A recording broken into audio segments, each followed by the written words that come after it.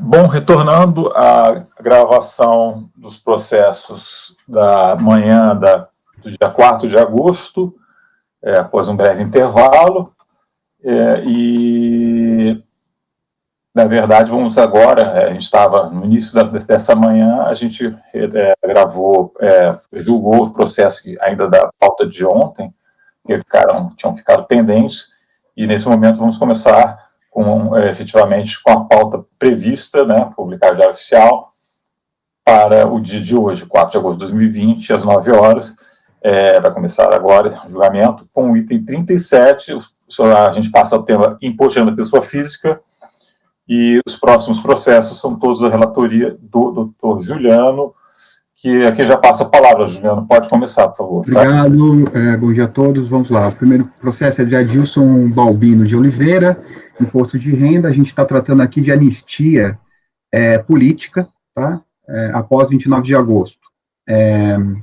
Eu vou ler aqui rapidamente o relatório, que está bem curtinho. Trata-se do presente processo de impugnação, a exigência formalizada através da notificação de lançamento de imposto de renda da pessoa física, do exercício 2008, ano calendário 2007, por meio do qual se exigiu o crédito tributário consolidado de 312 mil, calculado até 30/11 de 2009. Segundo a descrição dos fatos e enquadramento legal, o lançamento de ofício decorre de omissão de rendimentos do valor de 681 mil, constantes da DIF, da Caixa Econômica Federal, com IR de 20 mil retido, considerando 3% de retenção.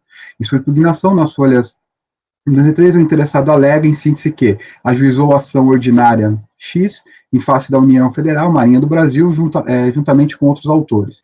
Em decorrência dessa ação, recebeu a título de indenizatória a quantia de 688 mil. A ordem de serviço da Marinha, 419, 2004, por força do artigo 9º, parágrafo único da Lei 10.559,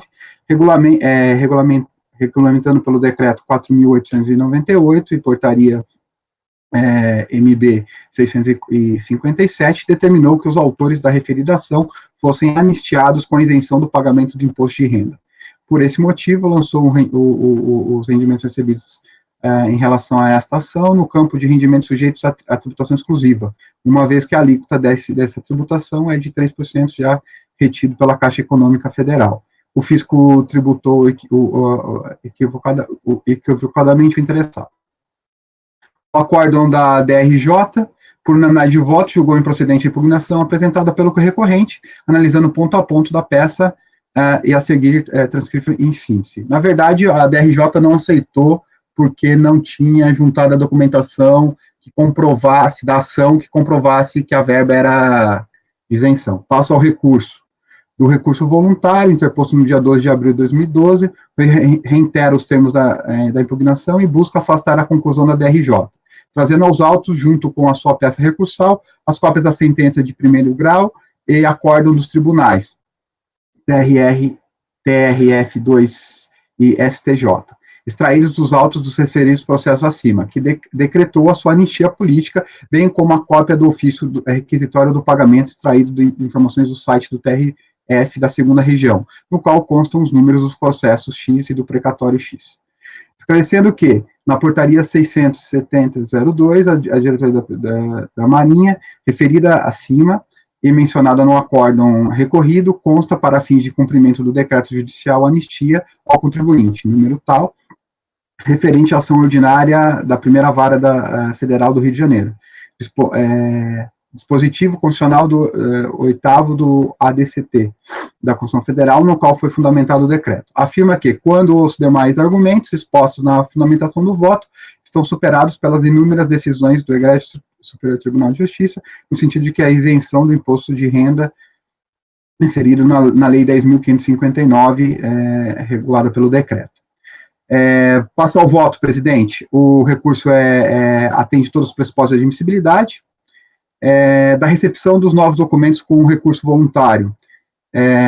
Primeiramente, cabe analisar a pertinência da juntada pelo recorrente de novos documentos juntados com recurso voluntário, os quais são as cópias da sentença de primeiro grau, o acórdão do tribunal, extraídos dos autos dos referidos processos, a cópia do ofício requisitório pagamento extraído na informação do site, no qual constam o número do processo e o precatório. Observamos que nova documentação guarda pertinência com a lide já instaurada com a impugnação. Os documentos novos guardam relação com o quanto decidido pela DRJ e pretende rebater parte das razões da decisão dentro do contexto já controvertido. Vou ao final aqui do tópico. Sendo assim, os documentos juntados pelo recorrente com o recurso voluntário serão aceitos e considerados na análise do presente caso, com fundamento na linha C, parágrafo 4º do artigo 16 do decreto 70.235. Vamos lá. Sumário da decisão judiciária que reconheceu a anistia política.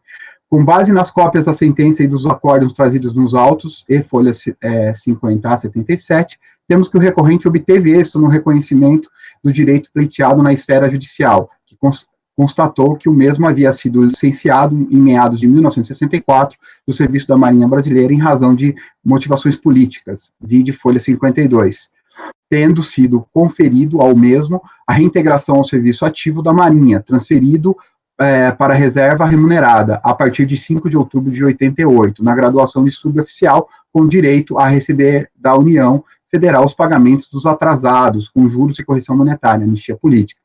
Destarte, após apelo da União Federal, o Tribunal Regional Federal da 2ª Região deu parcial provimento ao recurso da União e restringiu os efeitos financeiros, bem como reconhecimento de proporções por merecimento ou com base em concursos de especialização aperfeiçoamento efetivamente realizados do reconhecimento da anistia, somente a partir da promulgação da emenda constitucional 26 de 85. Da isenção ao cerne da lide, posta em análise, o cerne da lide posta em análise é se o rendimento recebido pelo recorrente, decorrência da decisão judicial, que reconheceu o direito do mesmo à reintegração ao serviço ativo à Marinha, transferido para a reserva remunerada a partir de 5 de outubro de 1988, na graduação de suboficial, com o direito de receber da União os pagamentos dos atrasados, com juros e correção monetárias, por ter o mesmo demonstrado que faz jus às regras da anistia política com isenção do imposto de renda. Pois bem, em regra, os rendimentos oriundos da anistia política gozam de isenção do IR, porém somente a partir da vigência da MP 65 de 2002, convertida na Lei 10.559 de 2002, que regulamentou o artigo 8º do ato das disposições constitucionais transitórias, que estabeleceu o regime de anistia política, garantindo a estes, entre outros, o caráter indenizatório da reparação econômica à sua isenção. Frisa-se que a medida provisória 65 de 2002 foi publicada no Diário Oficial de 29 de agosto de 2002, produzindo seus efeitos a partir desta data. Deste modo, considerando o inciso 2º do artigo 111 do Código Tributário Nacional, que disciplina que a outorga da isenção deve ser interpretada literalmente, esta só alcança os rendimentos recebidos a partir de 29 de outubro de 2002. No mesmo sentido, vejamos o que estabelece o decreto 4.897, que regulamenta o parágrafo único do artigo 9º. Os valores pagos a título de indenização e anistia política são isentos do imposto de renda, nos termos do parágrafo único do artigo 9º. O disposto nesse decreto produz efeitos a partir do dia 29 de agosto de 2002, nos termos do artigo 102, inciso 1 da Lei 5.178, do Código Tributário Nacional. No caso em tela, o recorrente recebeu os rendimentos oriundos da anistia política no ano calendário de 2007, tanto que consta na DIF da Caixa Econômica Federal, como bem destacado pela própria DRJ em seu acordo, fazendo assim jus à isenção prevista na legislação. Todo exposto nesse voto e considerando que o recorrente conseguiu comprovar que os rendimentos oriundos de reconhecimento de anistia política, há razão recorrente quanto à natureza isenta dos referidos valores. Ante o exposto, voto por dar provimento ao recurso. Esse é meu voto, presidente. Ok. Dúvidas, observações? Vou passar a votação, então. Mário? Acompanho o relator, senhor presidente. Martim? Acompanho também, presidente. Ricardo? Acompanho. Camila? Também. Caio? Acompanho o relator. Leonardo? Acompanho o relator. Eu também acompanho, então ficou por unanimidade de votos, dar provimento ao recurso para o item 37. Pode passar para o próximo item 38, Juliano, por favor. O 38 é João Batista Júnior, nós vamos ter 3 processos deles, que são anos calendários diferentes, tá? O primeiro, que é o 38, ele pega a maior número de anos calendários e tudo vai tratar de glosa de despesas médicas, tá? Dedução de despesas médicas, recibos e necessidade de comprovação. Eu vou ler esse primeiro com mais atenção, com mais detalhamento, o resto é meio repetitivo, eu vou diretamente ao voto, presidente, se me permitir.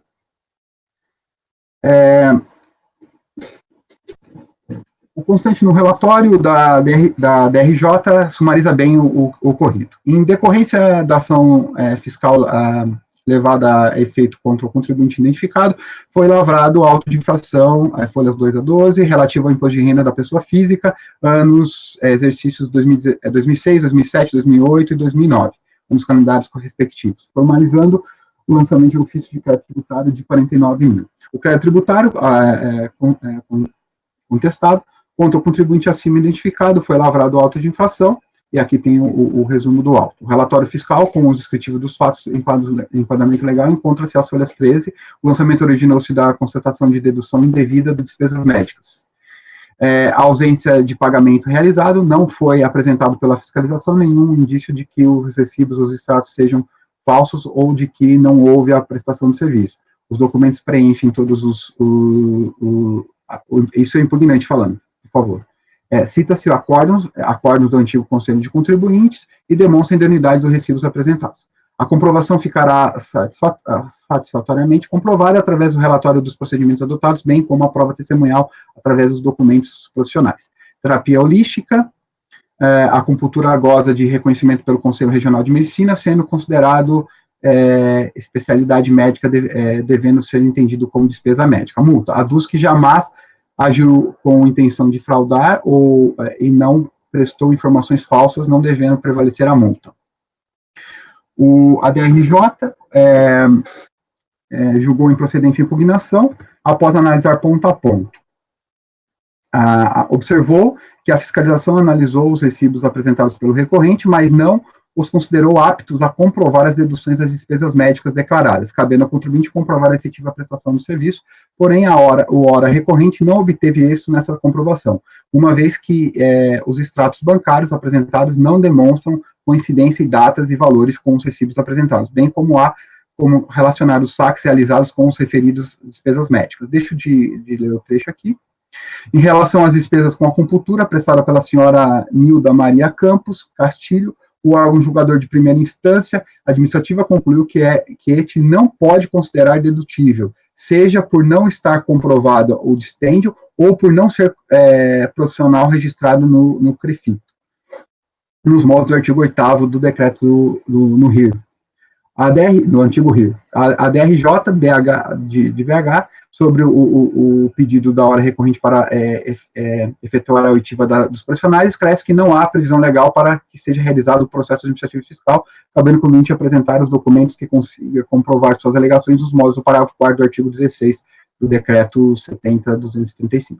Ainda a DRJ esclareceu que não cabe ao órgão julgador administrativo se pronunciar sobre inconstitucionalidade, legalidade, e que o lançamento da multa proporcional 75 está previsto na legislação pátria, o artigo 44 da 9.430. Ademais, o órgão julgador que a aplicação da multa não está condicionada à boa-fé e à má-fé do contribuinte. Por fim, a DRJ salienta que, conforme as regras processuais administrativas, não há previsão legal para que as informações sejam encaminhadas diretamente ao advogado da hora recorrente. Do recurso, foi apresentado pelo recorrente em 3 de abril de 2012, momento em que expressou não concordar com o acordo e, em suma, reiterou os termos da impugnação, sintetizando em sua peça recursal nos seguintes modos. Aí ele traz todos os argumentos novamente. Vamos diretamente ao voto. É admissível o recurso em todos os aspectos. Antes de passarmos à análise do documento, aí eu trato aqui, no começo eu trago o artigo 8º da 9.250, que fala quais são os documentos, e vou diretamente lá às conclusões. Pois bem, pelo que consta nos autos, o recorrente não obteve êxito nesta comprovação, uma vez que os extratos bancários apresentados, folhas 87 a 122 e 165 a 254, não demonstram coincidência com as datas e valores com os recibos apresentados nas folhas 24 a 61 e 64 a 71, bem como não há como relacionar os saques realizados com os referidos despesas médicas, como foi bem apontado pela DRJ. Ademais, a recorrente não apresenta aos autos nenhum outro documento que comprove a realização dos efetivos dos serviços profissionais apontados. Especificamente sobre os recibos relativos à acupuntura, se hipoteticamente o recorrente conseguisse comprovar que realmente realizou os pagamentos a profissional NEID por tal terapia, o que não fez, não poderia deduzir de referidos valores, uma vez que esta profissional não está cadastrada no Conselho Regional de Terapia, Conselho Regional de Fisioterapia e Terapia Ocupacional, CREFITO, como declarado pelo recorrente, mas sim está cadastrada no Conselho Regional de Terapeutas, que apresenta terapias holísticas. Aí eu cito aqui.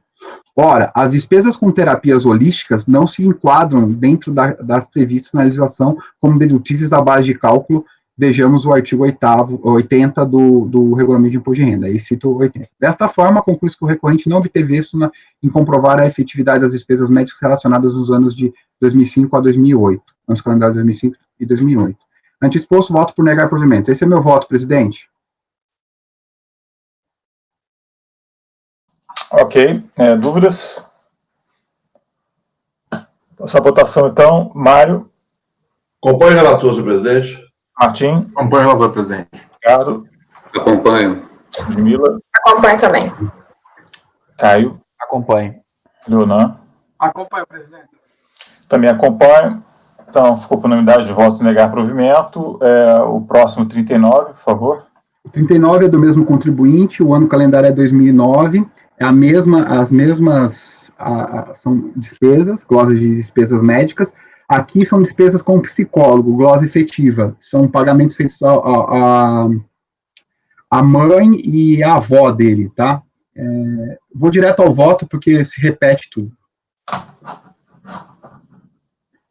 Pois bem, o lançamento decorreu da dedução indevida de despesas médicas relacionadas ao ano calendário 2009, no valor de 19 mil, pela falta de apresentação de cópias microfilmadas de cheques que comprovassem efetivo pagamento em relação aos seguintes prestadores de serviços, Sônia e Júnia, citadas no valor digital.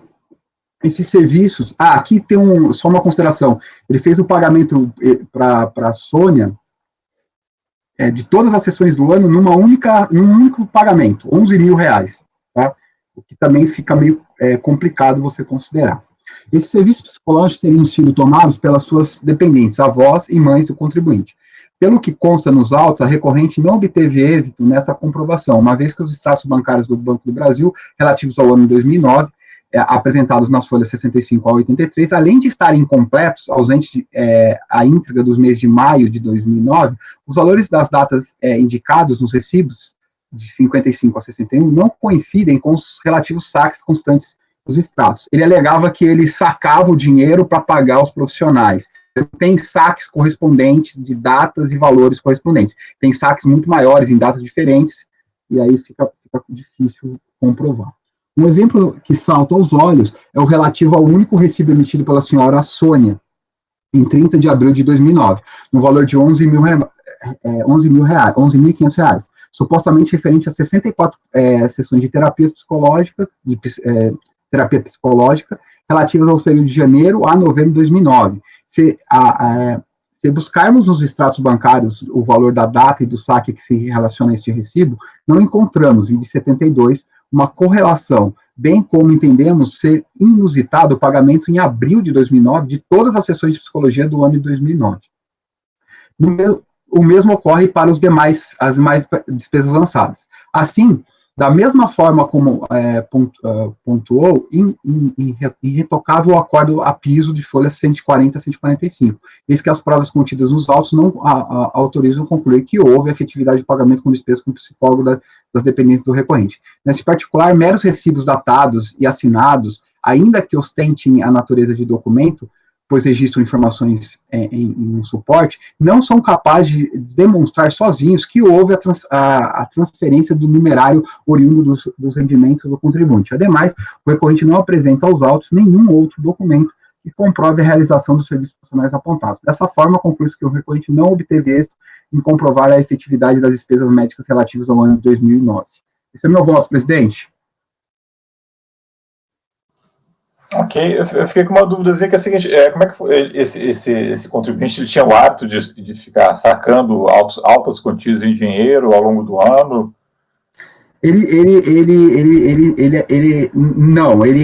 Alguns momentos ele sacava, mas não todos os tempos. Alguns momentos ele sacava. Exemplo assim, valorizado. Ele pagou lá em dinheiro. Exatamente. Enfim. Bom, se ninguém tiver dúvida, passar a palavra então ao doutor Mário.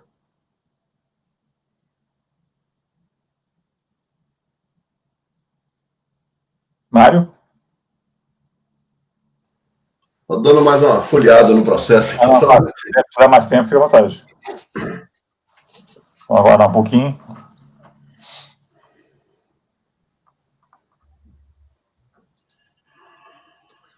E que tem esse outro valor aqui, o de 11.500.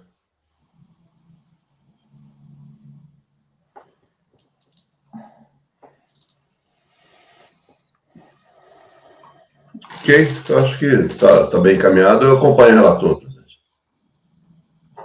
Martim? Acompanho também. Ricardo? Acompanho. Mila? Acompanho também. O Caio? Acompanho o relator. Donan? Acompanho o relator, presidente.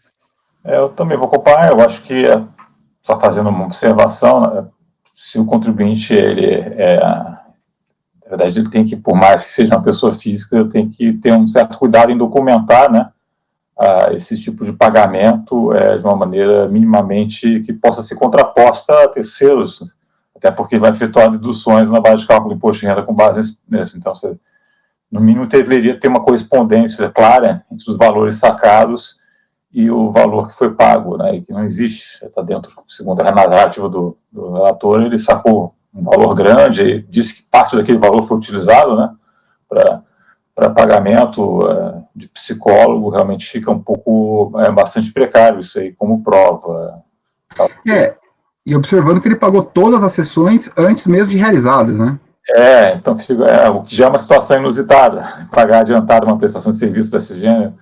Enfim, a documentação realmente deveria ter sido trazida com um mínimo de cuidado que não se apresentou no caso concreto. Então, ficou por unanimidade negar provimento ao recurso também para esse item 39. Vamos passar para o item 40, então, por favor. É o mesmo contribuinte, o ano calendário é 2010, tá? E as mesmas discussões. Passo novamente ao voto diretamente. O lançamento decorreu de dedução indevida de despesas médicas no valor de 19 mil pela falta de apreensão de cópias microfilmadas de cheques que comprovasse efetivo pagamento em relação aos seguintes prestadores de serviço: Sônia, de 10 mil, e Maria Rita. Esses serviços psicológicos teriam sido tomados pelas suas dependentes, avós e mães do contribuinte. Pelo que consta nos autos, o recorrente não obteve êxito nessa comprovação, uma vez que os extratos bancários do Banco do Brasil relativos ao ano 2010, apresentados nas folhas 101 a 115, além de estarem incompletos, ausentes na íntegra dos meses de maio de 2010, agosto de 2010 e outubro de 2010, os valores e datas indicados nos recibos, folhas 87 a 96, não coincidem com os relativos saques constantes nos extratos. Assim, da mesma forma como apontou, irretocável o acórdão a piso, tá, de folha 144 a 149. As provas contidas nos autos não autorizam concluir que houve efetividade de pagamento.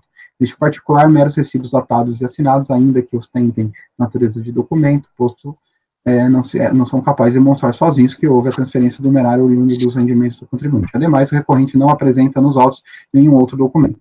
Desta forma, se conclui que o recorrente não obteve êxito em comprovar a efetividade da despesa médica relativa ao ano calendário 2010.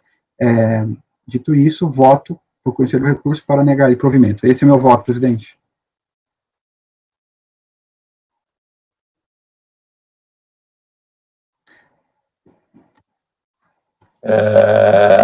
Se ninguém tem nenhum esclarecimento, Mário... Eu só queria um minutinho, que eu estou com uma dúvida aqui. Parece que aqui o relatório é igual para... Esse aqui é 2010, não é isso? Sim. Ele está citando os mesmos valores, né?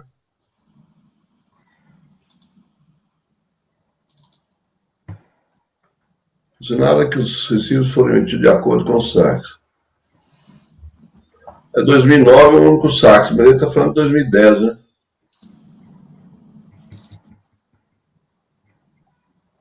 vendo que ele repetiu os mesmos valores Estou falando no relatório da julgamento de piso. Deixa eu dar uma lidinha aqui, rapidamente. Fica à vontade.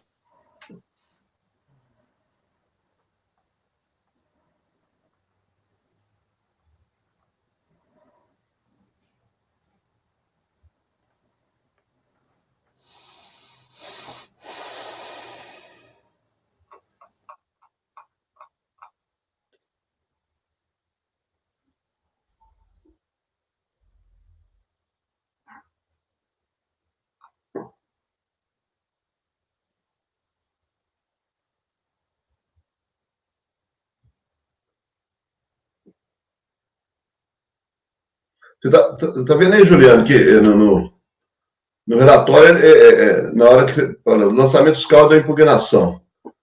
O relatório eu transcrevi o 2010 e no 2009, é isso que você está falando? Eu não sei se foi você ou se é lá no...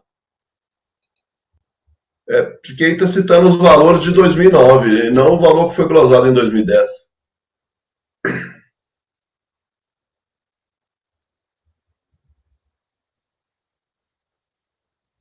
No processo aqui.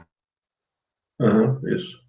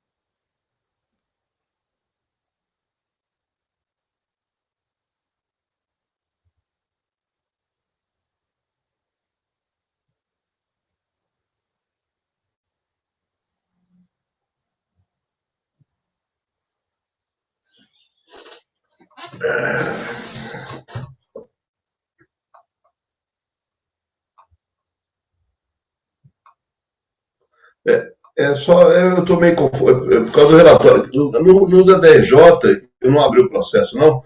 Está falando que o valor é 1.250 e 1.360.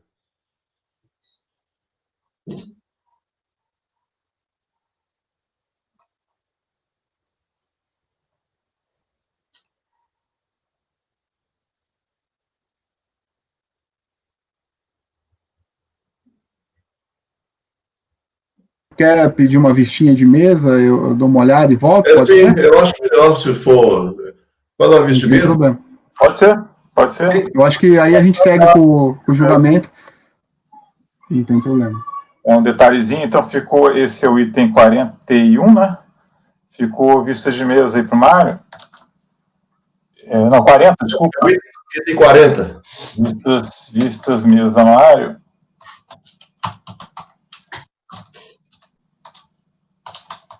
Mário, então podemos prosseguir na sequência, passar para o item 41, tá? Juliano, por favor, com a palavra.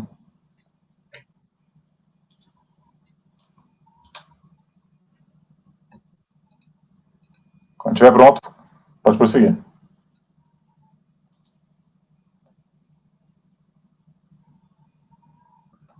Tá sem áudio, Juliano. Me desculpa. Elaine Maria Chaves de Souza é a contribuinte, tá? Imposto de renda também. O ano calendário é 2003. A gente está falando aqui de omissão de rendimentos, moléstia grave. Ela alega moléstia grave. Vamos lá ao relatório. Quanto ao contribuinte, foi lavrado auto de infração relativo ao imposto de renda da pessoa física, ano calendário 2002, para...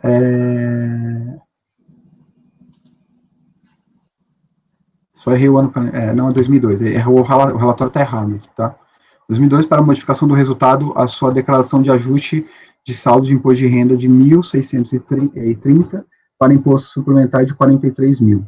O lançamento se reporta aos dados informados na declaração de ajuste anual de 2003, da interessada, tendo sido apontado a seguinte infração: omissão de rendimentos recebidos da pessoa jurídica no ano, no valor de 158 mil, por ter sido incluído a parcela referente ao imposto de renda retido na fonte no processo trabalhista X, uma vez que os valores recebidos nos alvarás judiciais são líquidos, conforme documentos justificados apresentados.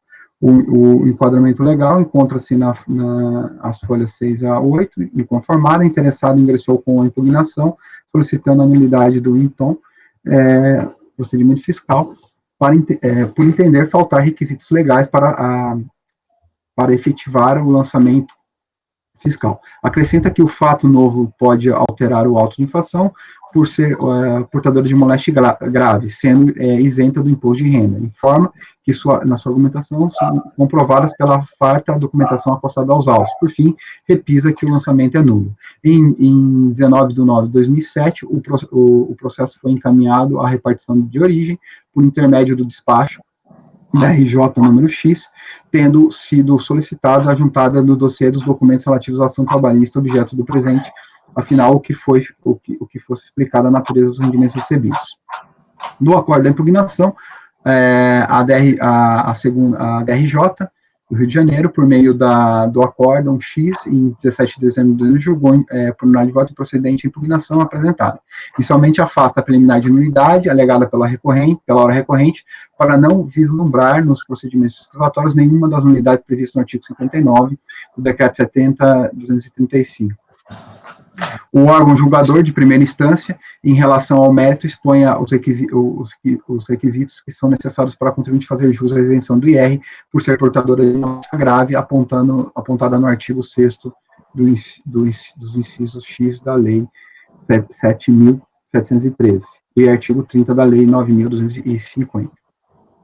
E conclui que a hora recorrente não preenche os requisitos da legislação para fazer jus à isenção do imposto de renda, seja por não serem rendimentos do lançamento oriundos da aposentadoria, mas sim de verbas recebidas no contexto de uma ação trabalhista, seja porque a hora recorrente não apresentou laudo médico oficial da União do Estado dos Municípios, identificando, declarando sua enfermidade.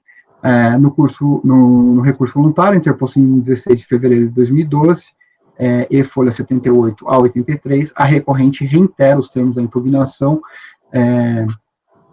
alegando em síntese que o lançamento é nulo, por carecer de fundamentação legal para efetuar o lançamento médico pericial trazido nos autos foi emitido por médico devidamente habilitado e vestido de conteúdo legal. Ademais, traz novas alegações não levantada em sua impugnação, que mesmo não sendo os proventos oriundos de aposentadoria ou reforma, esses decorrem de indenização decorrente do contrato de trabalho, portadores isentos do IR, nos moldes do inciso do artigo 5º da Instrução Normativa, discute o quanto do valor lançado, aduzindo que o valor apontado pela sentença proferida em ação trabalhista, com base no cálculo do imposto de renda retido na fonte, não pode ser considerado, por não haver nos autos comprovação do recolhimento do imposto de renda, não houve essa omissão. Esse é o relatório, eu passo ao voto, o recurso é admissível em todos os pressupostos de admissibilidade. Na preliminar, não procede a alegação da recorrente de que o lançamento fiscal é nulo, uma vez que no normativo do Contencioso Administrativo Tributário Federal, as hipóteses de nulidade de lançamento fiscal estão enumeradas no artigo 59 do Decreto 70.235, e não estando nos autos presentes nenhum das hipóteses dessas nulidades. No mérito, a alegação trazida somente na sede de recurso, inicialmente, conforme já destacado acima no relatório, traz novas alegações. Pois bem, destacamos que na fase litigiosa do procedimento fiscal administrativo, se inicia com a impugnação e ela não trouxe, então não estou acatando essas novas alegações. Da isenção da moléstia grave. Sobre o tema, o ordenamento jurídico tributário brasileiro estabelece que a isenção do IRPF para portadores de moléstia grave se aplica desde que observados os seguintes requisitos: os rendimentos isentos serem provenientes de aposentadoria, reforma, reservas, remuneração e pensão. A moléstia deve ser devidamente comprovada por laudo pericial emitido por serviço médico oficial dos estados, do Distrito Federal ou dos municípios. Então, vejamos, aí eu cito a legislação, deixo de lê-la. Em relação à necessidade de se aplicar a isenção somente sobre os proveitos de aposentadoria, nos moldes do inciso 14 da lei, do artigo 6º da lei 7.713, a recorrente não consegue demonstrar que esses são oriundos de aposentadoria, pelo contrário, declara e afirma que em seu recurso que esses são decorrentes de indenização recebidas no contexto de ação trabalhista. Desta maneira, em relação à natureza dos bens não comprovar ser de origem de aposentadoria, indo de encontro à disciplina da súmula 43 do CARF, que fala o seguinte: proveitos de aposentadoria, reformas ou reservas remuneratórias motivadas por acidente de serviço ou percebidos por portadores de moléstia graves profissionais, ainda que contrária após a aposentadoria, reforma ou reserva são isentos de imposto de renda. Passamos agora à análise Passamos agora à análise se a recorrente comprova a moléstia grave. Em relação à comprovação da moléstia grave, vejamos o que dispõe o artigo 30. No mesmo sentido, temos a súmula CARF 63. Pois bem, ao analisarmos os laudos médicos juntados com a impugnação, pela recorrente, verificamos que o mesmo não foram emitidos por serviços médicos particulares, estando em descompasso com o que estabelece a legislação tributária, que determina que só serão considerados para fins de isenção os laudos periciais emitidos por serviços médicos oficiais da União, dos Estados e do Distrito Federal. Desta maneira, não há razão à recorrente por não preencher os dois requisitos essenciais da isenção de moléstia grave. Ante o exposto, conheço parcialmente do recurso para, na parte conhecida, quanto ao mérito, negar-lhe provimento. Esse é o meu voto, presidente. Então, só especificando aqui, você não conheceu exatamente das novas alegações trazidas. Eu posso citá-las novamente, presidente, sem problema. Porque quando a gente não conhece, a recomendação que se tem é a gente dizer o que a gente não está conhecendo, né? Isso aí é uma recomendação até da administração aí, tá? Então a gente vai ter que dar uma...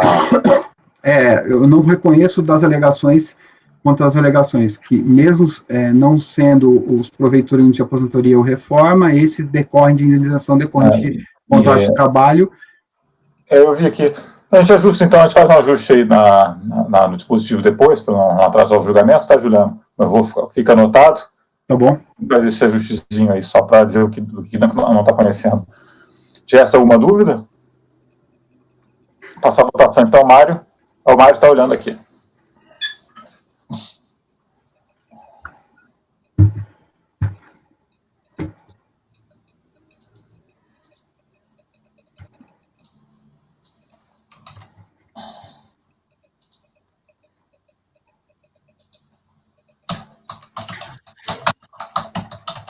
Ok, presidente.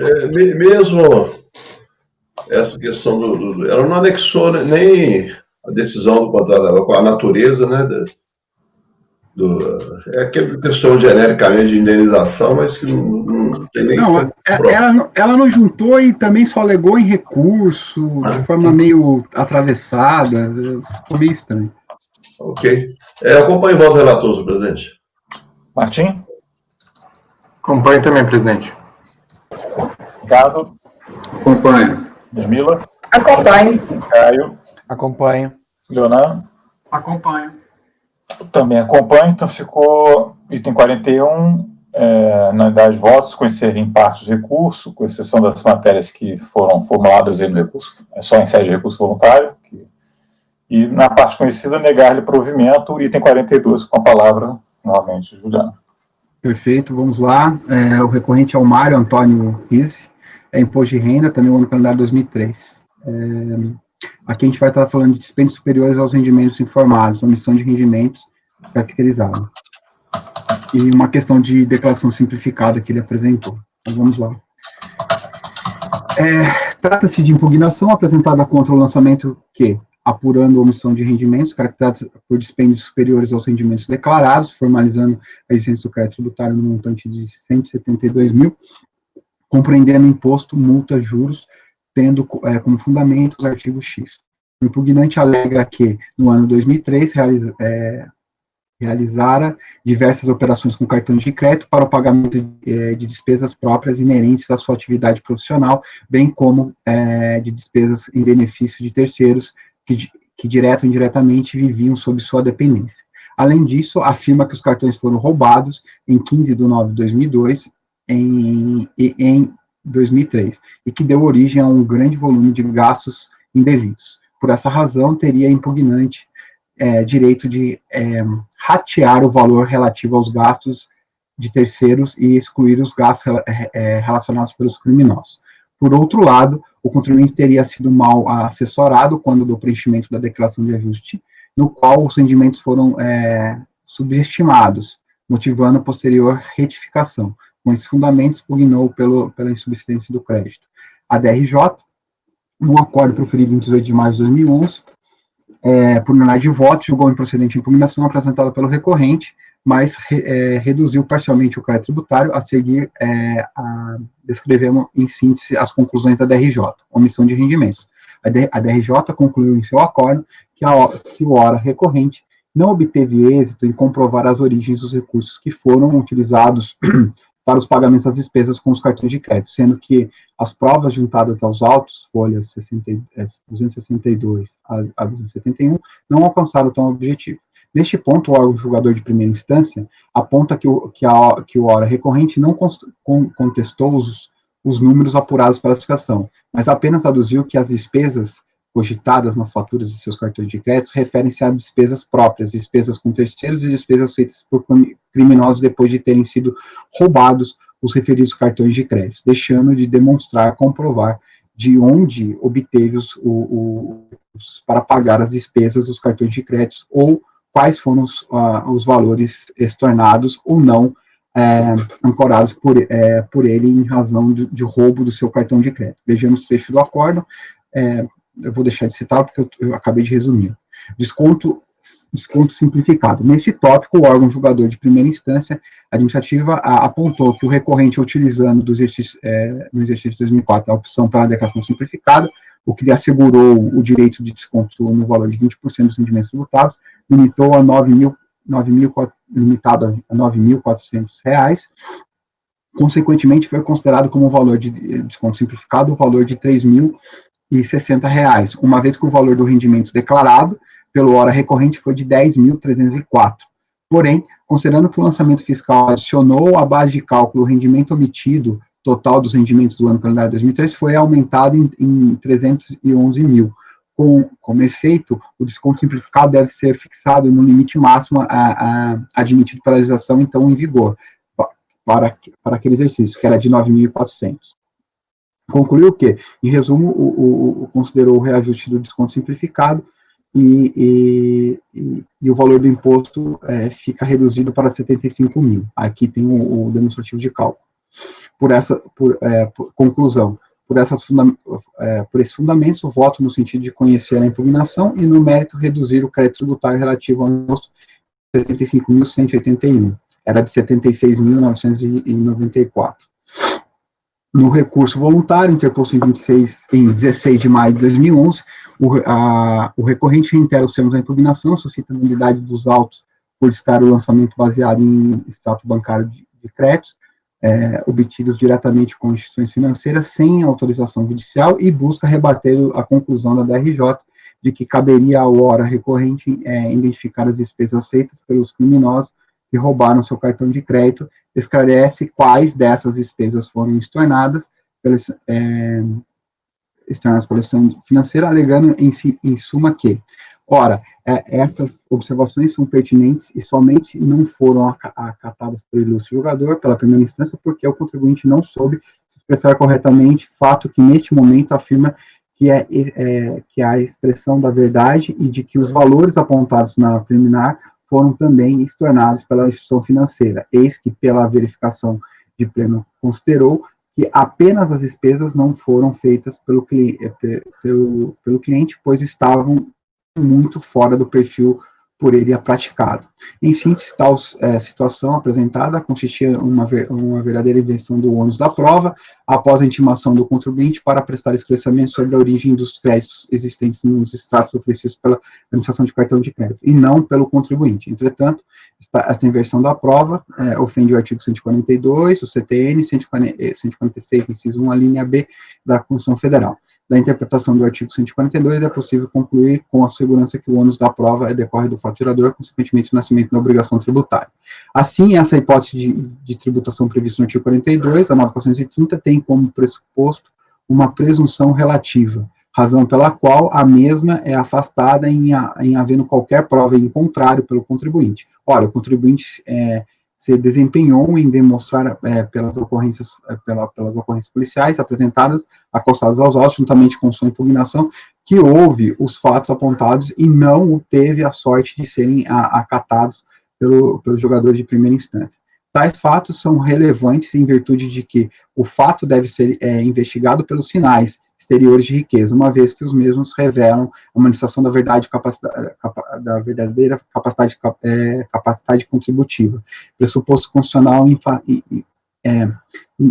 inafastável na imposição tributária, pelo menos em relação aos impostos. Em causas, pode ser observado que o contribuinte não apresentou qualquer acréscimo patrimonial no ônus fiscalizado, e isto evidencia que a motivação apontada pelas informações obtidas pelas instituições do cartão de crédito não são representativas da verdade, assim apenas de uma presunção. Este é o relatório, passo ao voto. O recurso tem todos os pressupostos de admissibilidade, das novas alegações não trazidas em impugnação. Recorrente, em sua peça recursal, traz novas alegações não trazidas em impugnação. Nulidade do lançamento por estarem estes embasados em extratos de cartões de crédito, obtidos diretamente com instituições financeiras, sem a determinação judicial. No extrato apresentado pelo auditor fiscal referente ao cartão de crédito Amex, os valores expressos de 4 mil, 28 mil, 115 mil e 4.290, respectivamente, os pagamentos não foram confirmados, pois os auditores fiscais se baseou apenas em uma listagem oferecida pela administração de cartão. O ônus da prova, por valores lançados no cartão de crédito, foram estornados pelas instituições financeiras em razão do roubo dos cartões e da fiscalização, e não do contribuinte. Aduz que o recorrente não apresentou nenhum sinal exterior de riqueza, deve prevalecer a verdade material e não apenas a apuração virtual baseada no cálculo. Pois bem, destacamos que a fase litigiosa do processo fiscal se inicia com a impugnação, sendo que nesse momento o contribuinte não deverá apresentar novos motivos de fatos. E aí eu estou rejeitando todas essas alegações dele, presidente. Do mérito, omissão de rendimentos. O recorrente não consegue, com os documentos apresentados juntamente com sua impugnação, demonstrar quais foram as origens dos recursos utilizados para o pagamento das faturas de cartão de crédito e nem comprovar que as instituições financeiras deixaram de cobrar ou estornar valores das suas faturas em decorrência do roubo dos mesmos. Da análise das faturas acostadas aos autos, não é possível confirmar nem demonstrou o recorrente se houve, de fato, estorno em razão de roubo dos cartões. Pelo contrário, somente é possível confirmar, por exemplo, que a fatura com vencimento em 4 de fevereiro de 2003 foi paga integralmente no valor de 115 mil, em 19 de fevereiro de 2003, folha 51 a 53 dos autos. Ainda, um ponto a ser observado, o boletim de ocorrência foi lavrado em 15 de setembro de 2002, folhas 272 a 276. E as faturas que embasaram os lançamentos são relativas ao ano de 2003, ou seja, entre setembro de 2002 a janeiro de 2003, houve tempo hábil para o bloqueio dos cartões. Desta maneira, concordamos com as conclusões da DRJ sobre a omissão de rendimento de tal sorte que adotamos como fundamento. O lançamento teve por objeto a omissão de rendimento, realizado por gasto mantido superior à disponibilidade financeira em forma de execução de ajuste anual, sem contestar o número de apurados pela fiscalização. O contribuinte afirmou que as despesas consignadas na fatura de cartão de crédito de que é titular refere-se a despesas próprias, despesas com terceiros. Os referidos documentos, entretanto, não atingem diretamente os motivos que levaram à lavratura. O lançamento foi motivado pela falta de esclarecimento acerca da origem dos recursos financeiros utilizados para liquidar as despesas. o foco da ação não se dirigiu para a causa ou motivo das despesas, mas sim para o dinheiro nelas aplicadas. Cabia, nesse contexto, o contribuinte apresentar as provas. Quanto ao roubo do cartão, cabia ao impugnante identificar que despesas foram feitas pelos criminosos e esclarecer se elas foram estornadas para a instituição financeira. Em nenhum momento foi pedido que demonstrasse as despesas, já comprovadas pelo próprio fatura de cartão de crédito. O que buscava era a demonstração dos recursos pela aplicação. Isso o impugnante não conseguiu. Conclusão, sendo assim relatado e analisado por mais que dos autos conheça o parcialmente do recurso, para no mérito, quanto à parte conhecida, negar-lhe provimento. Eu sei, presidente, que eu teria que colocar aqui o que eu não estou reconhecendo aqui nas conclusões. Vou colocar de uma maneira mais resumida, tá, no dispositivo, colocar simplesmente as matérias formuladas somente no recurso voluntário, alguma coisa do gênero, mas vai ter que ser feito esse ajuste, de qualquer maneira. Farei. Acho que assim, uma coisa matéria, na verdade, assim, são três situações, né? Quando a gente apresenta documentos novos, outra coisa, ele impugna matérias novas mesmo, e outra coisa são alegações novas sobre determinada matéria. Então, assim, documentos novos e matéria nova é muito claro que não é assim. Alegações novas sobre uma matéria que já foi está discutida, a gente tem que tomar um pouco mais de cuidado aí, né? Porque às vezes, realmente, dependendo da alegação, ela tá meio, digamos assim, dentro de um contexto contencioso. É que eu acho que aqui, nesse caso, tem uma matéria aqui que eu abordaria, tá? Embora seja muito simples, que é a questão aqui de dizer que, porque na DRJ, o que acontece? Disse, essa questão do ônus de provar que os valores lançados dos cartões de crédito foram tornados por instituições financeiras, razão do roubo dos cartões da fiscalização do contribuinte. Porque ele disse que foi roubado, né, que teve esse lance do roubo, a DRJ disse que não tem prova do roubo. Basicamente, ela disse que o contribuinte não comprova essa situação toda, e aí depois ele chega e diz, não, quem tem que provar é a fiscalização. Então, na verdade, ele está, de certa maneira, eu acho que ele está se contrapondo a uma colocação que a DRJ fez, né, nesse tópico específico.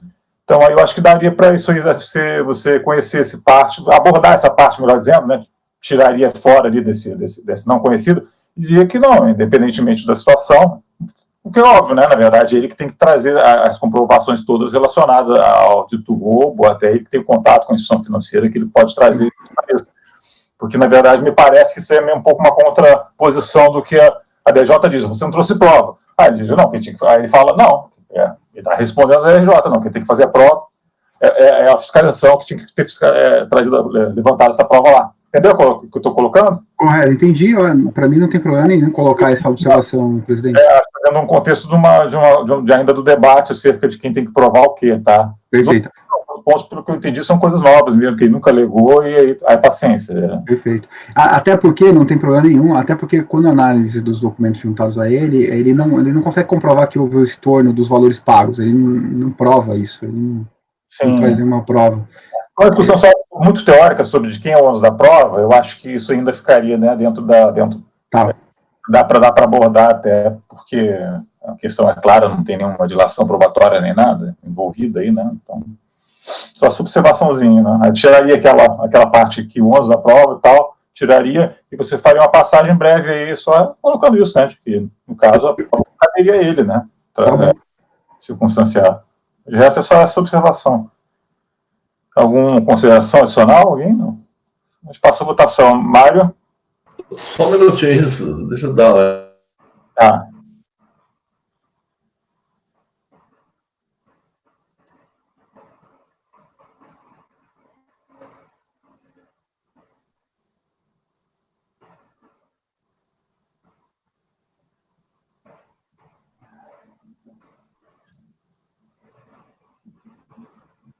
Ok, ele nem faz uma alegação muito consistente no recurso, não traz nenhum documento novo também, né?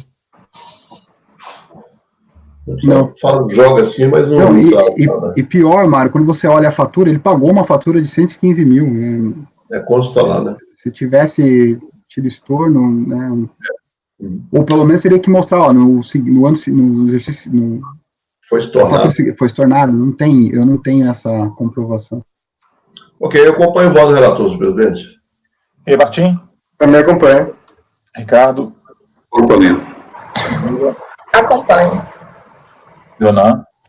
Apleu. O Caio? Acompanho o relator. Também acompanho. Então ficou esse conhecimento parcial do recurso para a parte conhecida, negar e provimento. E passamos a 43, então. Também com o doutor... É o meu último do dia de hoje, tá? É o 43. Tem sustentação esse ou só memoriais? Só teve memoriais. Tá. Esse aí é o que teve memoriais, ele reafirma, tenta mostrar o depósito, tá? Que a gente está falando de depósito bancário, ele tenta reafirmar que os depósitos têm origem dentro desses memoriais, e aí ele inova falando que, se for necessário, pela verdade material, fazer diligência em relação ao que ele está alegando, tá? Mas ele não, depois eu li aqui o voto, ele já trouxe os documentos que ele achou oportuno na impugnação, tá bom? Então, como eu já adiantei, Walter de Matos Júnior, a gente vai tratar de contrato de mútuo, que ele alega, depósito bancário com objeto de prova. Então, vamos lá.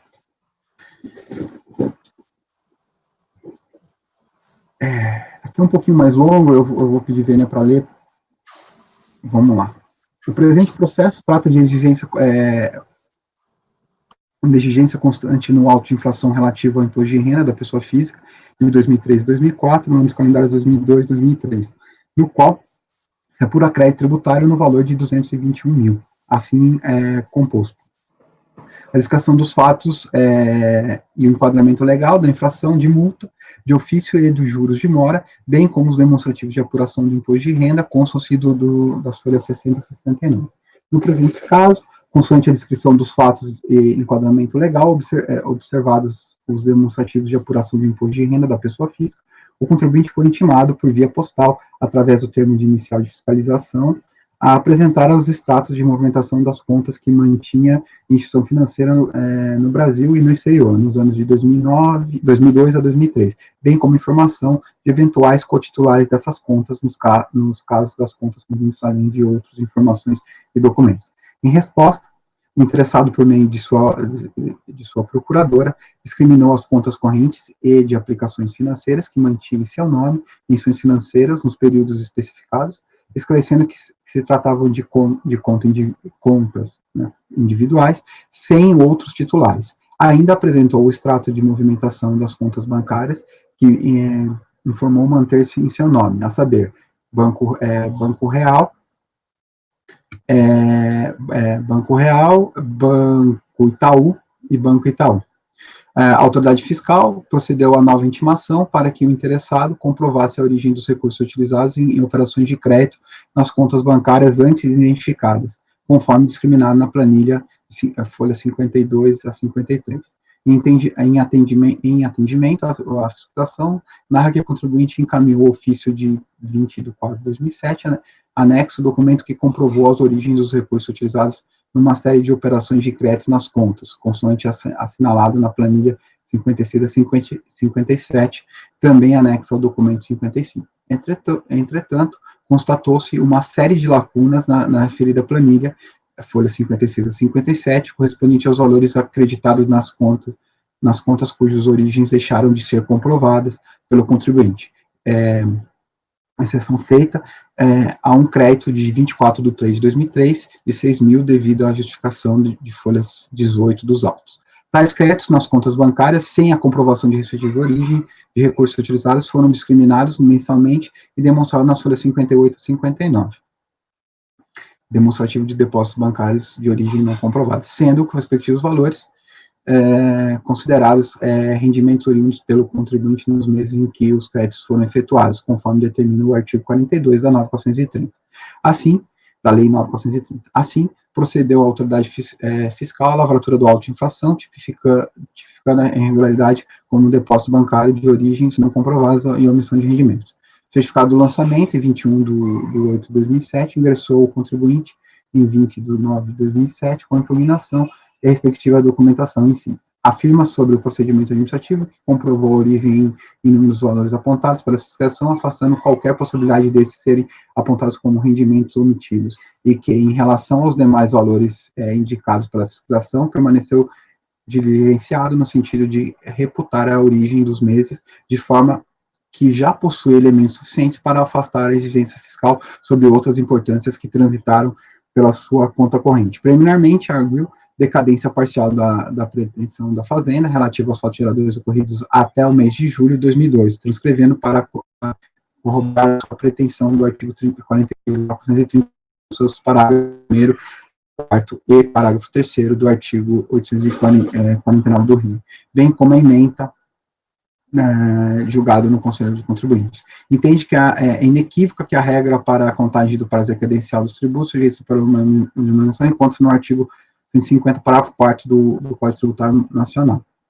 Defende a insubsistência do lançamento por estrita violação o artigo 849 do parágrafo 2º, inciso 2º, do antigo Regulamento de Imposto de Renda, Rio 99, destaca como questão fundamental que o legislador lançador, em seu trabalho fiscal, não promoveu a execução dos depósitos bancários apurados vinculados a eventuais rendimentos tributáveis declarados aos rendimentos isentos e não tributáveis das transferências eletrônicas, tendo o fiscal considerado como rendimentos receitas que a própria legislação tributária descaracteriza.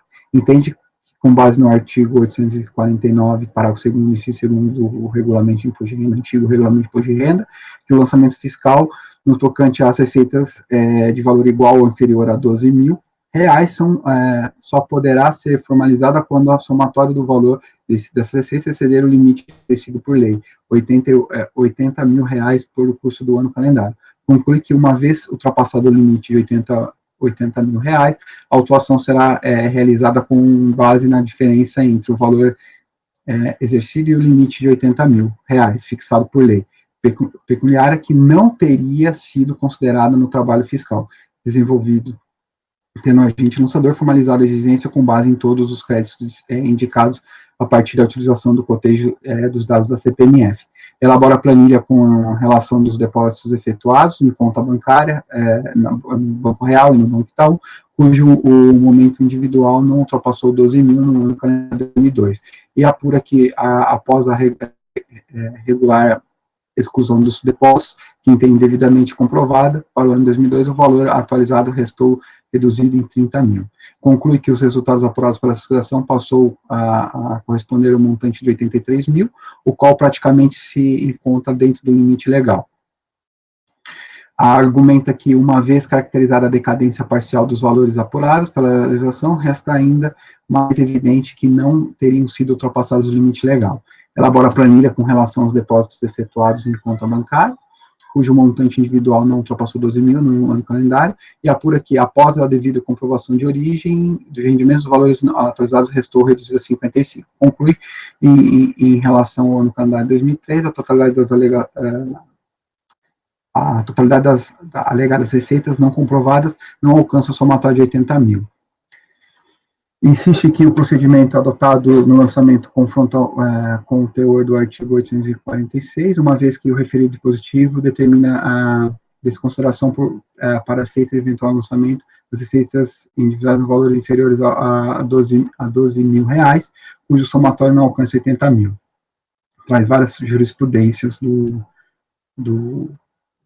Conselho de Contribuintes. Quanto à comprovação de origem dos rendimentos apontados pela fiscalização, registra que, de pronto, que no tocante a transferências eletrônicas e TEDs, documentos de ordem de crédito, o mesmo por terem origens comprovadas, não se enquadra no teor do artigo 849, razão pela qual entende que devem ser excluídos do lançamento.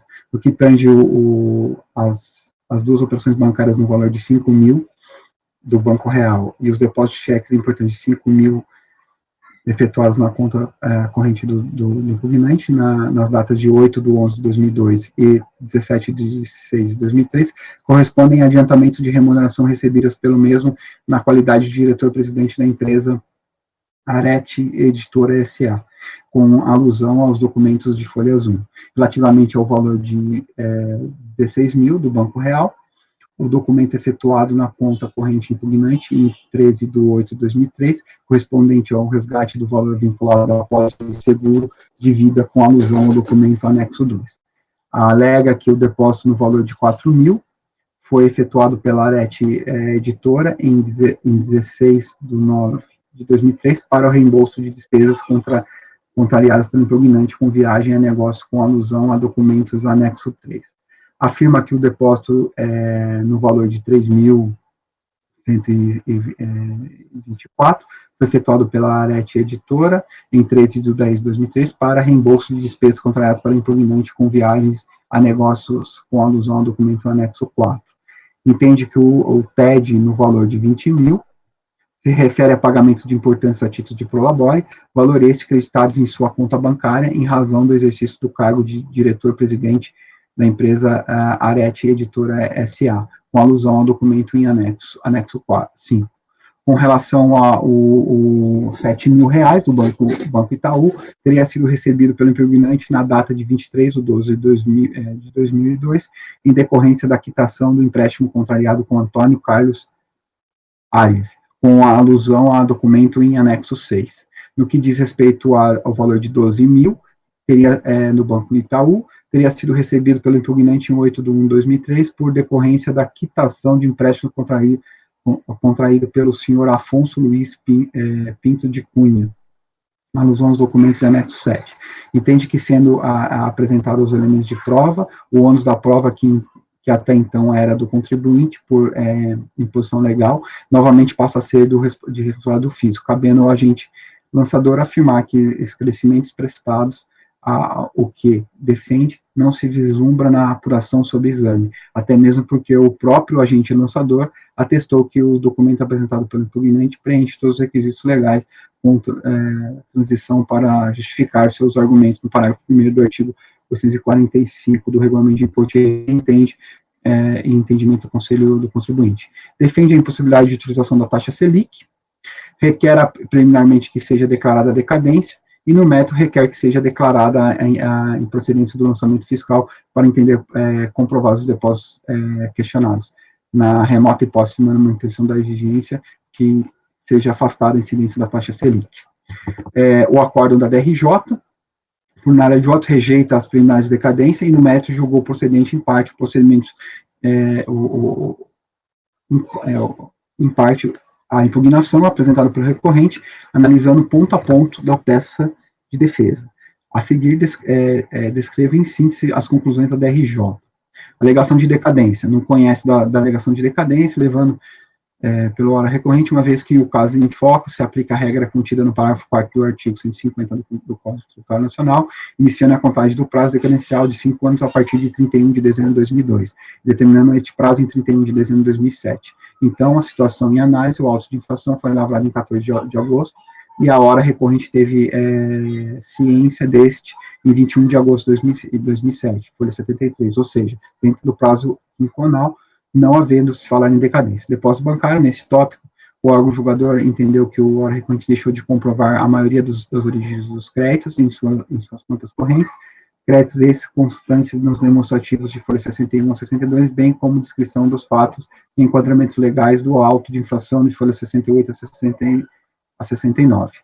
A DRJ ainda ressalta que, do total do não comprovado, 170 mil relativo ao ano calendário de 2002, 174 mil relativo ao ano de 2003, 113 mil dizem respeito ao somatório de depósitos de valores iguais ou inferiores a 12 mil, ocorridos no ano calendário de 2002, enquanto para o ano de 2003, esse valor foi de 110 mil, diferentemente do que defende o hora recorrente, que alega que a autoridade fiscal promoveu indevidamente a exigência integral da receita, pois os somatórios dos depósitos de origens não comprovadas de valor igual ou inferior a 12 mil. Não é correta a interpretação da hora recorrente de que só deveria ser levados à tributação os valores que ultrapassassem o limite de 80 mil, considerando a redação do artigo, do inciso 2º, parágrafo 3º do artigo 42 da Lei 9.430, bem como do inciso 2º, parágrafo 2º do artigo 849 do Regulamento de Imposto de Renda, antigo RIR. É claro no sentido de que apenas devem ser desconsiderados os depósitos de origem não comprováveis de valor igual ou inferior a 12 mil, esse somatório dentro do ano calendário não ultrapassar o valor de 80 mil, o que não aconteceu no caso em julgamento.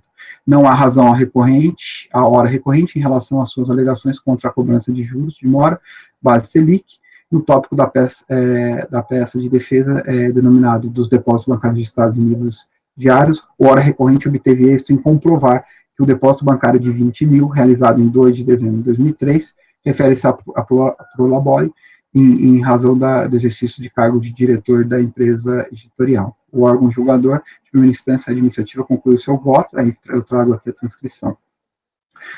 No recurso voluntário, o interposto em 12 de julho de 2011, o recorrente reitera os termos da impugnação nos pontos julgados em procedência para a DRJ, trazendo os seguintes capítulos: breve relato acerca da decisão recorrida, da decadência parcial da pretensão fazendária, do mérito, da completa improcedência do lançamento e da conclusão.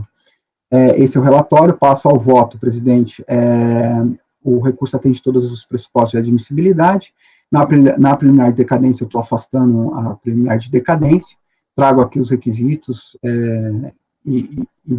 pois bem, inicialmente destaque-se que o fato gerador do IR de rendimento sujeitos ao ajuste anual ocorre em 31 de dezembro de cada ano calendário, independente da regra a ser aplicada para o início de contagem de 5 anos. Trago aqui a súmula 38 e concluo na parte da decadência o seguinte: por isso, sem razão recorrente em relação à preliminar de decadência, uma vez que o lançamento refere-se aos anos calendários 2002 e 2003, e a notificação de lançamento efetivou-se em 21 de agosto de 2007, dentro do prazo de 5 anos, contados da ocorrência do fato gerador. No mérito, a aplicação do disposto no inciso 2º do parágrafo 3º do artigo 42 da 9.430, inciso 2º do parágrafo 2º do artigo 849 do antigo regulamento de imposto de renda, a gente faz uma interpretação do disposto no inciso 2º, no sentido de que, do parágrafo 2º do artigo 849 do antigo RIR, no sentido de que não serão considerados as receitas cujo valor individual não superados a 12 mil, e cujo somatório desses valores individuais não ultrapassem 80 mil no curso de todo o ano calendário, bem como, uma vez ultrapassado o limite de 80 mil anual lançado, só seria cabível pela diferença entre 80 mil e o valor total apurado no ano. Neste ponto, entendemos não haver razão recorrente, pois, como bem apontado pela DRJ do Rio de Janeiro em seu acórdão, a situação apurou o total não comprovado pelo recorrente no ano calendário de 2002 de 170 mil, e no ano calendário de 2003, 174 mil. Dos 170 mil relativos ao ano calendário de 2002, 103 dizem respeito ao somatório dos depósitos de valores iguais ou inferiores a 12 mil, e em relação a 174 mil relativos ao ano de 2013, 110 dizem respeito ao somatório de depósitos de valores iguais ou inferiores a 12 mil. Ora, entendemos que a interpretação correta desse dispositivo não é a proposta pelo recorrente, uma vez que apurados como omitidos no ano calendário valores individuais inferiores a 12 mil, ou que ultrapassem o limite de 80 mil, todo o valor omitido deve ser considerado para o lançamento, como foi efetivado pela fiscalização. Deste modo, entendemos que correta a decisão da DRJ sobre essa temática, que depois de transcrever o embasamento legal sobre a matéria, concluiu que não é correta a interpretação do recorrente de que são devidas ser levadas à tributação dos valores que ultrapassaram o limite de 80 mil, considerando a redação do inciso 2º. Da legislação já citada. É claro que é clara no sentido de que apenas deve ser desconsiderados os depósitos de origem não comprovada, de valor igual ou inferior a 12 mil, se seu somatório dentro do ano não ultrapassar o limite de 80 mil. Ainda, conforme veremos nos próximos tópicos deste voto, o recorrente não consegue comprovar as origens dos créditos de depósitos bancários omitidos no lançamento pela fiscalização.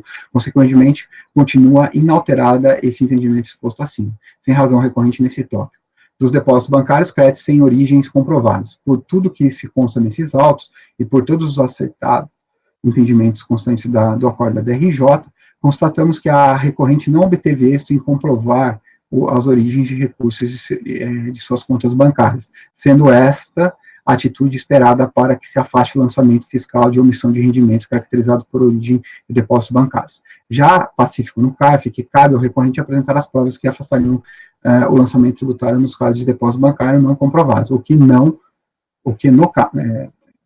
no caso não é feito pelo recorrente, uma vez que os documentos juntados com a impugnação, folhas 109 a 119, livros diários, e 120 a 122, declarações de quitação de multa, não alcançam esse objetivo. Ressaltamos apenas alegações e planilhas elaboradas pelo próprio recorrente não prosperam no objetivo de reformar o lançamento tributário. Cabe-se ressaltar a presunção estabelecida no artigo 42 da 9.430, dispensa a fiscalização de comprovar o consumo da renda caracterizado pelo depósito bancário sem origem. Súmula 26. A presunção estabelecida comprova o consumo de comprovação de renda apresentado pelo depósito bancário sem origem comprovada. Vejamos a alegação do recorrente de que alguns valores foram creditados em suas contas bancárias, oriundos de empréstimos realizados a pessoas físicas, sendo essa a alegação comprovada das alegações de quitação de empréstimo, juntadas nas folhas 120 a 122. Ora, esses documentos são insuficientes para comprovar que a origem desses valores são oriundos de operações de multa. Caberia, nessa situação, o recorrente apresentar contratos de empréstimo entre as transferência dos créditos emprestados para as contas dos mutuários, o que não o fez. Sobre a alegação do recorrente de que alguns valores elencados se justificam com as anotações efetuadas no livro diário da empresa Arte Editorial, concordamos com a DRJ que este não procede em relação aos depósitos no valor de 20 mil, procede em relação ao depósito de 20 mil, realizado em 2 de dezembro de 2003, pois se refere a prova recebido do cliente, ocupando o cargo de diretor.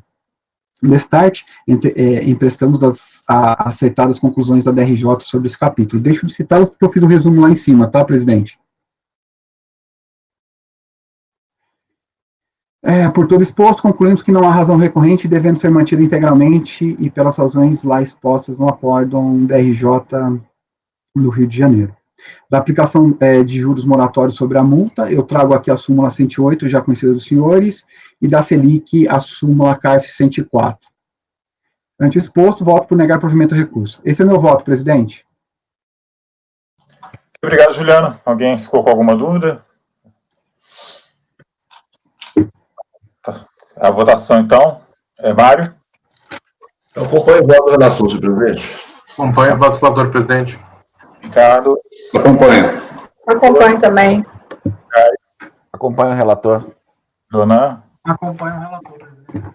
Também acompanho, então ficou com unanimidade de votos negar provimento do recurso. Eu agradeço ao Juliano. Aí depois, mais tarde, quando o Mário sentir, ele nos retorna, né, quando quiser terminar a vista dele de mesa. Eu vou ajudá-lo também, eu vou analisar isso junto com você, tá, mano?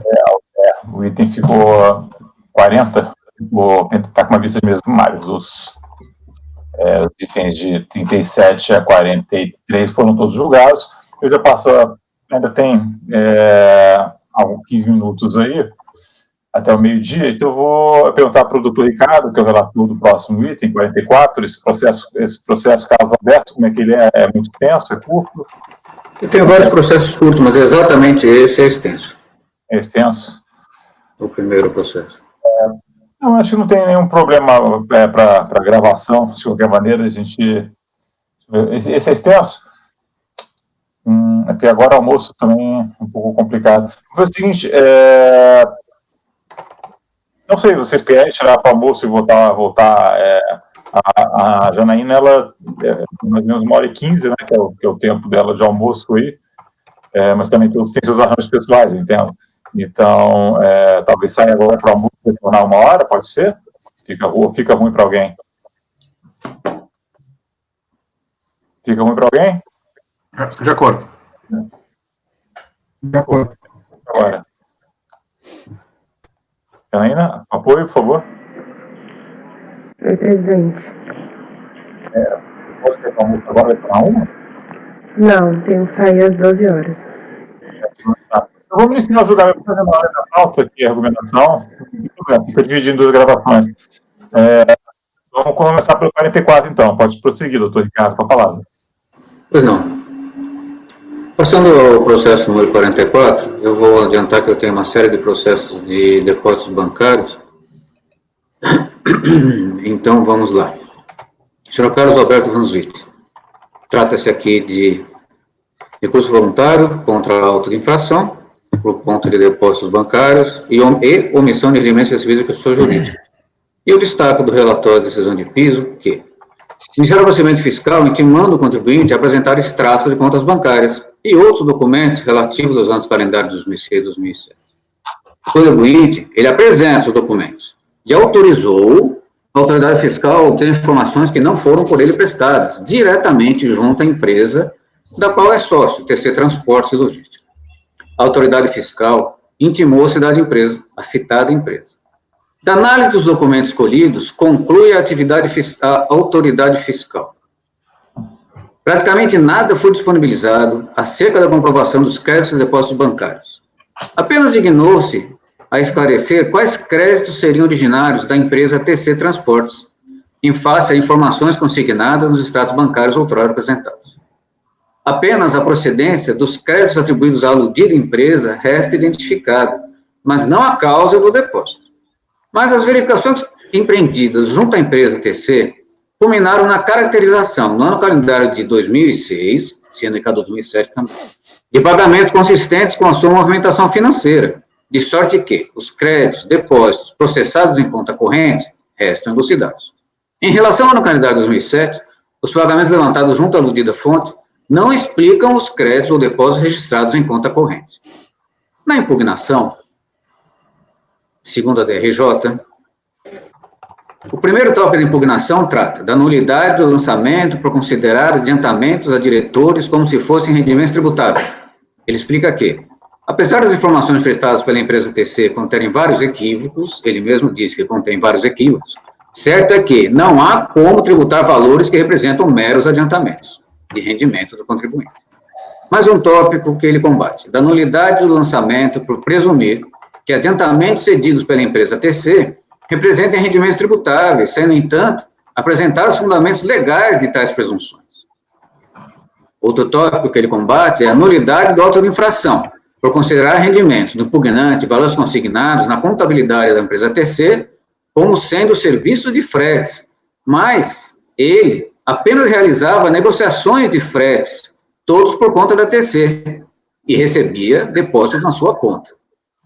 No quarto tópico que ele combate é da nulidade do lançamento, haja vista que o mesmo está fundamentado em informações prestadas pela empresa TC, cujos dados foram danificados em vista da operação da Polícia Federal, em conjunto com os agentes da Secretaria da Receita Federal. O quinto tópico que ele combate, da nulidade do lançamento, haja vista que resultou declarada ilegal a operação policial conjunta da Polícia Federal e da Receita Federal, e, como decorrência, foram anuladas todas as provas obtidas naquelas operações. Embora a autoridade fiscal informe que teria expurgado dos autos as provas ilícitas, certo é que a ilicitude da operação policial, conjunta com a Secretaria da Receita, atinge a totalidade do lançamento.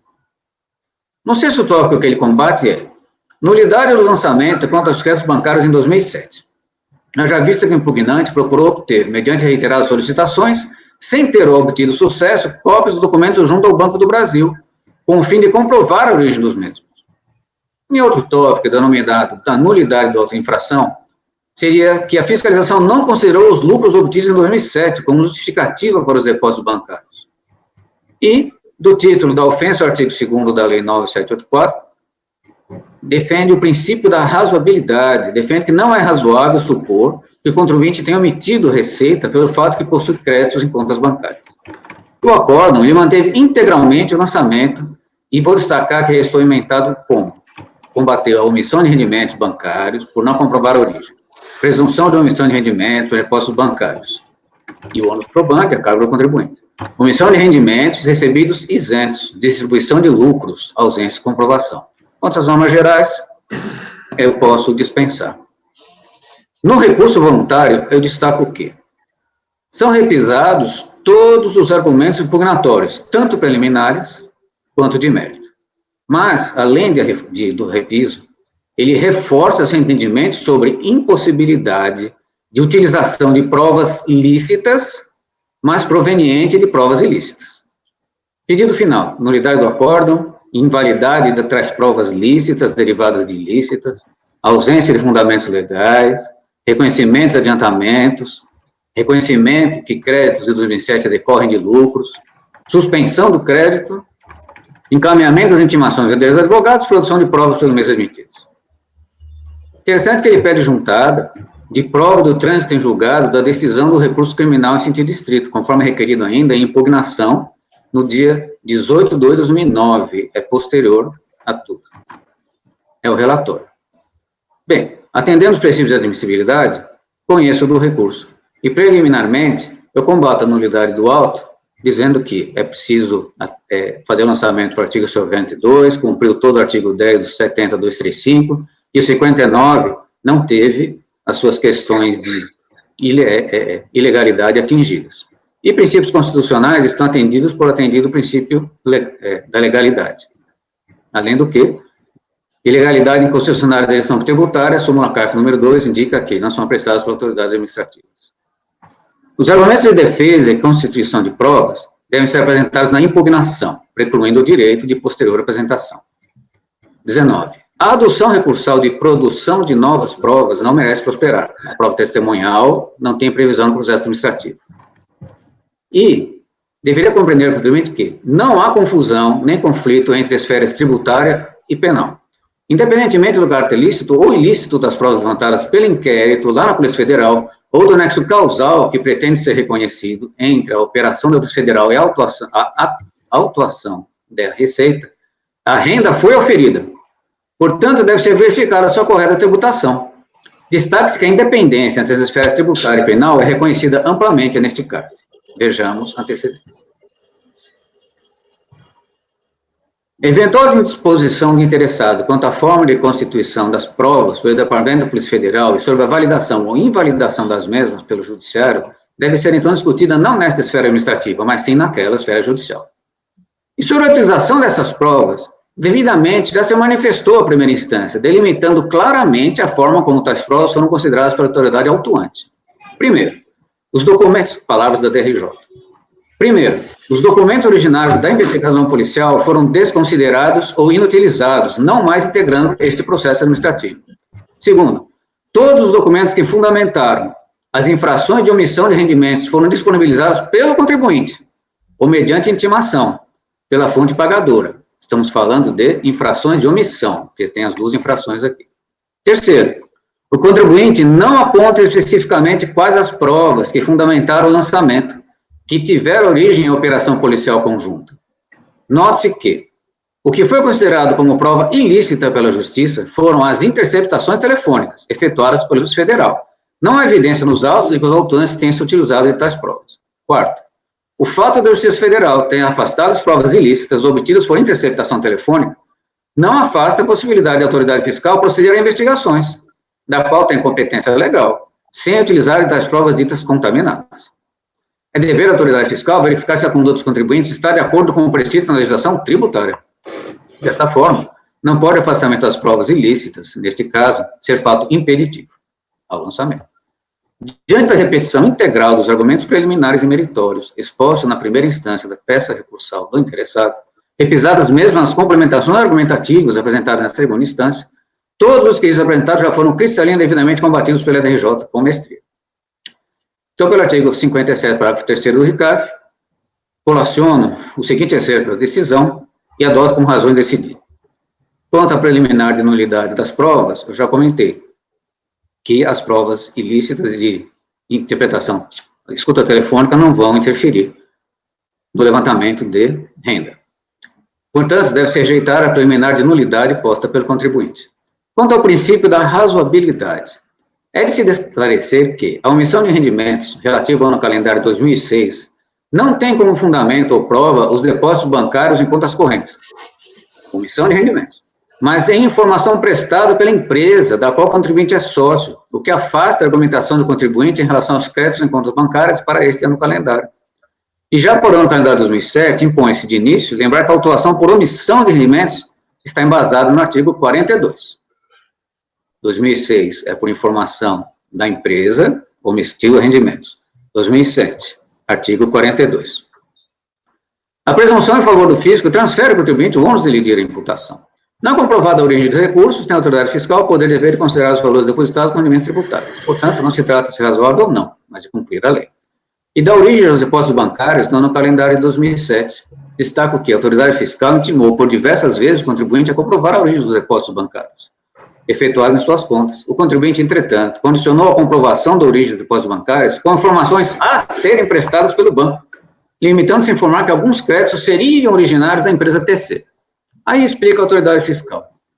Em relação ao artigo 2007, os pagamentos levantados junto à aludida fonte não explicam os créditos ou depósitos registrados em conta corrente, considerando que esses suplantam significativamente aqueles. Por esta razão, os créditos ou depósitos que têm origem diversa da TC Transportes restam não comprovados. E não procede a argumentação do contribuinte de que rendimentos omitidos no ano calendário 2007 têm origem comprovada na distribuição de lucros, uma vez que a autoridade fiscal excluiu do montante tributável os depósitos bancários efetuados pela empresa TC. De mais a mais, da leitura do dispositivo legal que fundamentou o lançamento, artigo 42, transmitido anteriormente, infere-se que, ao mesmo tempo em que define a responsabilidade da autoridade fiscal, é tão somente a de evidenciar a existência de depósitos bancários, como origem não comprovada, determina que cabe ao contribuinte, para afastar a presunção, justificar de forma minudente e individualizada, e por meio de documentos hábeis, ingressos em suas contas correntes. Dessa forma, de se manter o lançamento da omissão de rendimentos, caracterizada por depósitos de 2007. Já a omissão de rendimentos no ano calendário de 2006, deve-se destacar que o contribuinte argue que, em virtude de ação policial promovida pela Polícia Federal, em conjunto com auditores, resultaram danificadas todas as bases de cálculo daquela empresa, e, portanto, não se pode tomar os dados como prova de que foram efetuados pagamentos em favor do contribuinte em 2006, contraditório. A autoridade fiscal intimou por várias vezes o contribuinte a apresentar todos os documentos relacionados à distribuição de lucros no ano calendário 2006, inclusive pagamentos relativos a antecipações realizadas. Mas o contribuinte, entretanto, em sua defesa, apresentou razão contábil da empresa TC, e na citada conta contábil, os históricos não esclarecem fatos registrados, em virtude da falta de indicação dos beneficiários, ou da natureza, ou causa do pagamento. A fonte pagadora informou: os pagamentos efetuados ao contribuinte no ano calendário 2006 a título de adiantamento de lucros e a título de serviços de fretes, pessoas jurídicas. O contribuinte confirmou alguns pagamentos, aqueles constantes dos extratos bancários, e afirmou que os outros valores teriam que ser analisados, e explicou que os valores recebidos a título de serviço de fretes ou comissões a terceiros referem-se provavelmente a adiantamento de lucros. O artigo 10º da Lei 9.249 e o artigo 48 da IN disciplinam a tributação de lucros. O contribuinte, entretanto, não é capaz de comprovar que os valores recebidos da empresa TC, a título de adiantamento a diretores ou pagamento de fretes, se enquadram em qualquer das hipóteses de isenção acima citadas na legislação. A legislação afirma, com razão, que não merecem fé os registros contábeis, uma vez que os históricos não esclarecem os fatos registrados, em virtude da falta de indicação dos beneficiários, ou natureza, causa do pagamento, o que afasta a possibilidade de que esses registros contábeis possam comprovar que os valores recebidos referem-se a rendimentos isentos e não tributários, nos termos da legislação acima transcrita. Ressalta-se que o próprio contribuinte afirma, em resposta às intimações, que os registros contábeis não estão corretos. Ademais, a autoridade fiscal não desconsiderou a contabilidade da empresa a fim de apurar a parcela de rendimentos isentos. Ela apurou o valor da distribuição de lucro, a que teria direito o contribuinte, com base no lucro apurado pela pessoa jurídica. Como os valores pagos ao contribuinte no decorrer do ano calendário 2006 superaram o valor da distribuição de lucros, a diferença é rendimento tributário. Incabível a contestação de que os dispositivos legais apontados pela DRJ não seriam os que fundamentam o lançamento, e, portanto, todo lançamento deve ser anulado. O fundamento legal para o lançamento, ele é apresentado não em primeira instância, mas sim no ato da abertura do auto, como pode ser indubitavelmente verificado na descrição da infração omissão de rendimentos do AI. A contestação do fundamento legal do auto deve ser levantada, então, na impugnação. A utilização de citação legal em sede de prolação de acordo de impugnação é, na verdade, esclarecedora dos fundamentos da sua decisão, não vincula o fundamento legal do auto. Inócua pedidos pela suspensão do crédito pelo artigo 151. A súmula CARF 110 diz que, no processo administrativo, incabível intimação dirigida ao advogado. Considera-se não formulado pedido de perícia que deixar de atender os requisitos previstos em lei. Assim, não sendo provado o fato constitutivo do direito alegado pelo contribuinte ao longo de seu recurso, pela sua peça recursal, Com fundamento no artigo 373, deve-se manter sem reparos o acórdão recorrido. Na espécie, o autuado não comprovou, me perdoe, não comprovou, de maneira satisfatória os argumentos recursais, nem quanto à omissão de rendimentos, nem quanto ao depósito inedificados. Dessa forma, afastados todos os argumentos preliminares e de mérito apresentados. Inadequada aceitação de qualquer seus pedidos recursais, restando totalmente precedente ao auto de infração. Isto posto, voto por negar o provimento ao recurso. Esse é meu voto, senhor presidente. Obrigado, Ricardo. Dúvidas? Então, vamos passar a votar. Mário? Eu acompanho o voto do relator, senhor presidente. Martim? Também acompanho, presidente. Ricardo, bom. Ludmila? Acompanho. Caio? Acompanho o relator. Leonan? Acompanho o relator. Juliano? Acompanho o relator, presidente. Eu também acompanho, então fico para o item 44, por unanimidade negar provimento do recurso. Vamos interromper agora a gravação e dar para intervalo de almoço. São 12h06, 1h20, por favor, tá?